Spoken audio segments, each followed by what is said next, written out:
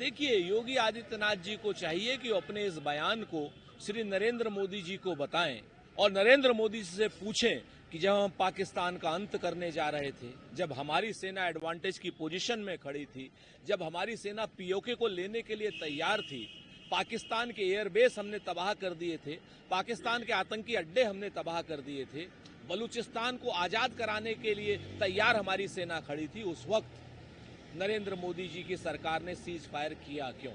पाकिस्तान का अंत तो तुरंत हो जाता आदरणीय योगी जी। अगर मोदी जी ने सीज फायर नहीं किया होता तो हमारी सेना, हमारे सैन्य बल उस पाकिस्तान के अंत को कर देते। लेकिन आज भारतीय जनता पार्टी की गलत नीतियों के कारण पाकिस्तान अपनी जगह पर खड़ा हुआ है। तो पाकिस्तान के बारे में कोई भी बात जनता में कहने से पहले कम से कम नरेंद्र मोदी जी की आलोचना तो कीजिए। बुधवार को अपनी विदेश यात्राएं शुरू कर देंगे। बिल्कुल जाना चाहिए, पूरी दुनिया में बताया जाना चाहिए कि पाकिस्तान आतंक का, आतंकियों के आकाओं का शरणदाता है, उनका माई बाप है, वहाँ की सेना पाकिस्तान के आतंकियों की माँ की तरीके से है। पूरी दुनिया को ये पता लगना चाहिए।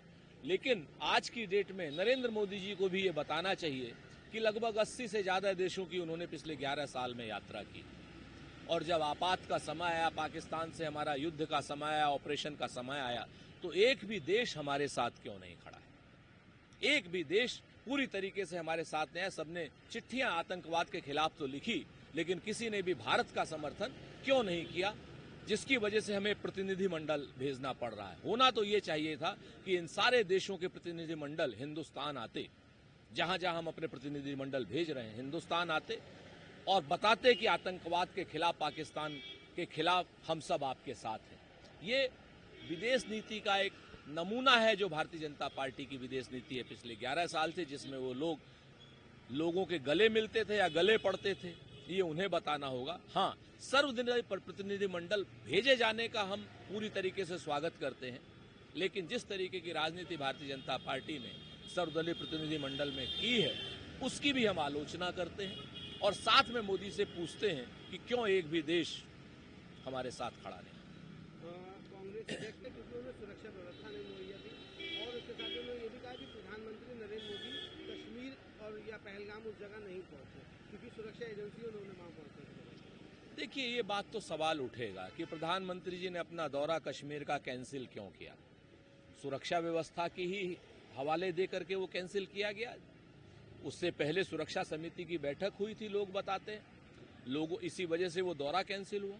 अगर वो दौरा कैंसिल प्रधानमंत्री जी का हुआ तो सवाल उठेंगे कि पहलगांव के यात्रियों को सुरक्षा क्यों नहीं दी गई। सवाल उठेंगे कि वहाँ के बायसरण है या अन्य जो पर्यटक स्थल हैं, उनकी सुरक्षा क्यों नहीं की गई, जब वहाँ पर आतंकी घटना होने की पुख्ता सूचना थी।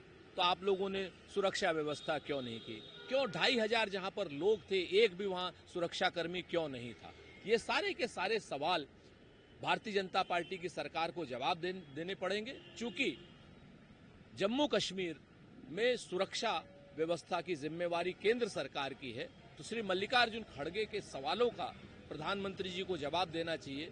उन्हें बताना चाहिए कि वो जब सुरक्षा एजेंसियों के कारण अपना दौरा रद्द कर सकते हैं, तो उन्होंने सुरक्षा एजेंसियों को पर्यटकों के बारे में क्यों अलर्ट नहीं किया?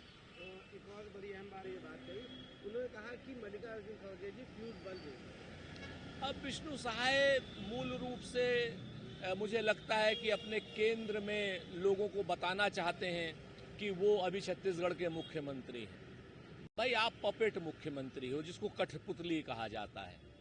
आपको अपनी विधानसभा के अलावा पूरा छत्तीसगढ़ नहीं जानता है और आप लगे मल्लिकार्जुन खड़गे पर बात करने के लिए। आप अपने यहाँ जिस तरीके की जो जन कल्याणकारी योजनाएं श्री भूपेश बघेल जी ने और कांग्रेस सरकार ने शुरू की थी, वो बंद क्यों की, वो जरा सा बता दीजिए। धान की खरीद आप क्यों नहीं कर रहे हैं 3100 रुपये 3200 रुपये में जो आपने वादा किया था, वो जरा सा आप बता दीजिए। आप अगर इस तरीके की कोरी बयानबाजी करेंगे तो छत्तीसगढ़ की जनता भी, विष्णु सहाय जी, आप पर हंसेगी और देश की जनता भी आप पर हंसेगी। जवाब देने के लिए आपका राष्ट्रीय अध्यक्ष जेपी नड्डा बहुत है। आपकी बात का जवाब खाम में देने से कोई लाभ नहीं है। आपको चाहिए कि आप छत्तीसगढ़ की जनता के बारे में बात करें तो बेहतर होगा, वरना विष्णु सहाय नाम की कठपुतली की जगह कोई दूसरी कठपुतली भाजपा वहां बैठा देगी।